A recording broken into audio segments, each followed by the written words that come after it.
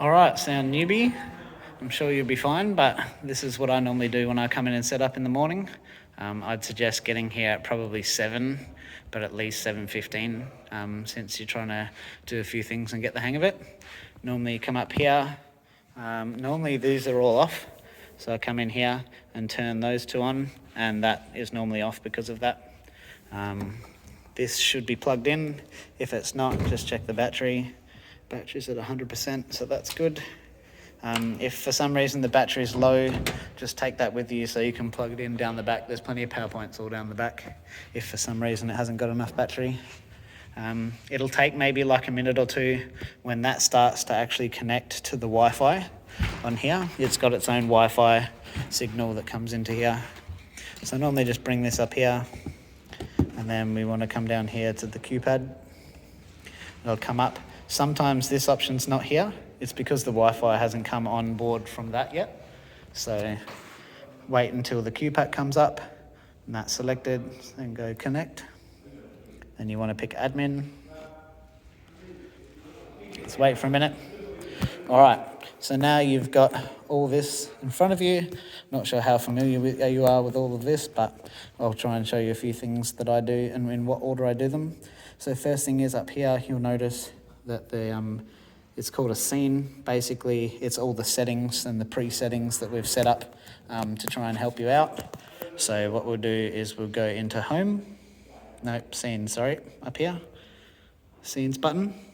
And you come in here, number 1, Sunday service. So all you do is you press recall. And it says, yes, recall scene. Press OK. Now you'll notice up the top, it says Sunday service is the current one. So now we can go back into here. All right. So this one here, left, right, that controls the front of house speakers up there. You've probably got a hang about that. This is your main slider for volume for that. I normally leave that until the very last, maybe about 8 o'clock. That you can actually do on the fly. It's pretty easy to set all those settings as you hear it. The most important thing is to set up how people are over here. So what I normally do to run people through is I make sure all of the inputs from each of the things is like the keys, for example. I come up here and check that the gain, the keyboard's always right, but the guitars and stuff like that, you'll need to, and the vocals, you need to change the gain to make sure when people are singing at their max, it's up near the yellow and the red. Otherwise you'll find that you'll have somebody like way up on the slider when they should be like down here somewhere. And you'll find it hard to control it from down there. So I'm just going to run you through. I normally run everything in a custom. So what you do is an input's over here. You find out which mic's you're using. So if you come here, take this off, you can just scratch the mic like this and see how that's jumping now. Okay, cool. All right, under mic number 4, you can give that a custom name. So you just click on that. You say, all right, this is the pulpit mic. Done. So now that is called pulpit. See up here? That way you can see it real easy. And say you've got 2 singers. I can't remember who's on there. But again, we're just going to scratch that. All right. And we see that that's mic number 2. So now that we've got mic number 2, say I'm singing. So just come back up here. We'll go Ash. Done. All right, and so on and so forth. You can do it for the guitar. So you've actually, this will be the bass guitar lead here. That one connects to whoever's on bass. You've got your normal guitar lead, which is here on the floor. And again, when they play, you'll be able to see that come up. Normally they're labeled, so this one's already guitar, so that one should be guitar, but the keys, the drums, and the bass will be on that channel that they're labeled. That guitar should be on the channel that they're labeled to. And the keyboard goes into here, but you won't have to touch that. So now that we've got that, we can actually come down into the custom groups and come up here into settings. And up here, you can drag these away. All this does is change your customs here. So you can drag away all the ones you don't want to look at. Just go up. So guitar, bass, other, leave that. And that way you're just left with the couple that you actually need. You can't do much there, so go back to processing. All right, so now we're in the custom setup. We've got keys, a singer, a pulpit, guitar, bass, drums, etc., etc. So as people come in and get ready, all I do is I go, right, can you just sing for me as they're practicing? Go, right, the gain for me. I might be talking heaps loudly or whatever. So you come here and see how I'm talking like this, and it's only getting to there. That means we'll turn that gain up a little bit. But obviously they're singing, so it won't be that high. Generally, they're around the 20s to maybe 40 tops. Now you can see how it's a lot higher. La, la, la, la. You see it goes up.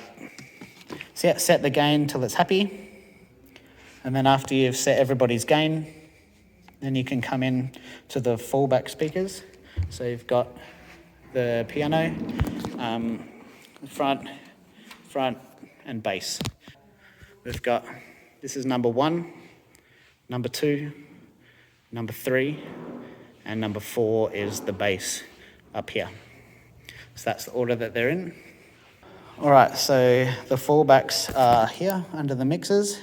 So when you click on that, all of this here, that's what's coming through that mix. So all of these will need to be unmuted. That mutes that whole channel for all of the outputs. So if you mute that here, it mutes that across all the different channels. So it mutes it from the main front of house and all the fallbacks as well. So you don't need to unmute that. See, when we click back to main, it doesn't matter what we're on, they're all mutes. If we're there, it doesn't matter what we're on, that's always muted. So what I normally do is I come back. I normally start with the piano, or probably not the singers. They're probably the ones that change around the most. So you come here. This is fallback number 1. That's this one down here. Then you've got mix 2. That's down here.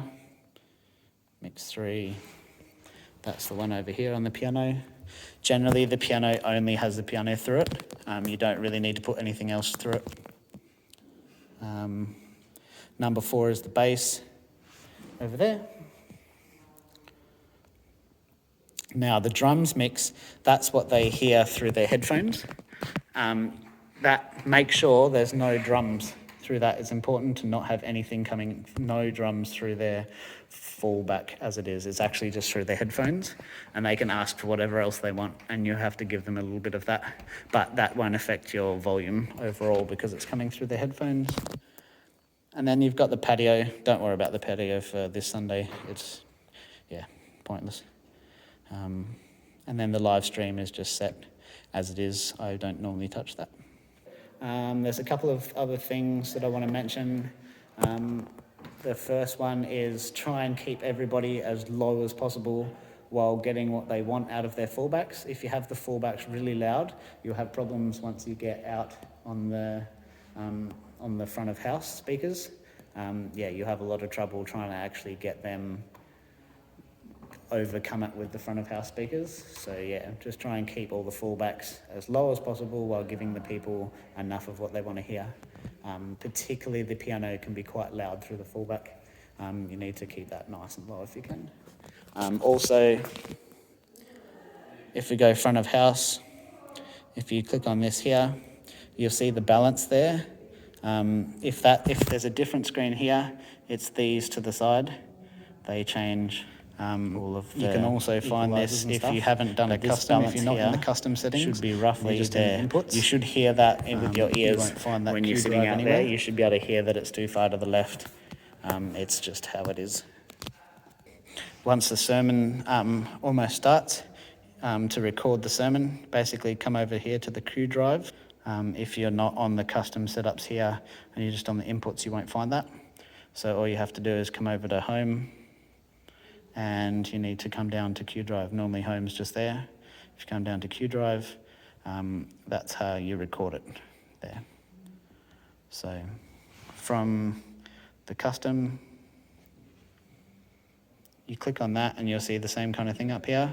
you hit record, and that's actually just meaning that it's started to get ready for recording. You've got a file name, and as soon as you want to actually record something, you just hit that pause button, and that'll start recording the sermon. Just let the sermon go, and then once it's finished, you just hit the stop button, and that'll record it. When you're finished, just make sure all of your channels are muted, and that you mute all of these. I'd normally mute them as soon as all the music's over as well, just in case someone drops their guitar or whatever. But yeah. Oh, one last thing, actually, if you want to get real fancy. If Russell's speaking, when you're on pulpit here, you can go to library. Go to library and pick Russell, and it changes the equalizer here. So let me say that again. So when you're accustomed on the pulpit from the singer, when Russell speaks, you can go to library, and here you can see there's one called Old Rusty. Press recall, and that just changes the equalizer so that it stops his p and p noises and makes him sound a bit better on the microphone. Yeah, if you want to change that back to someone, Eleanor is a pretty good one to recalls it to something fairly nice. You might just have to change this. You can pull the high pass filter in and out of it like that. It's pretty self-explanatory. And that is about all, actually. Hopefully that gets you through any problems. If you need me, you're more than welcome to ring me, and I should be available. Yeah, thanks for your help.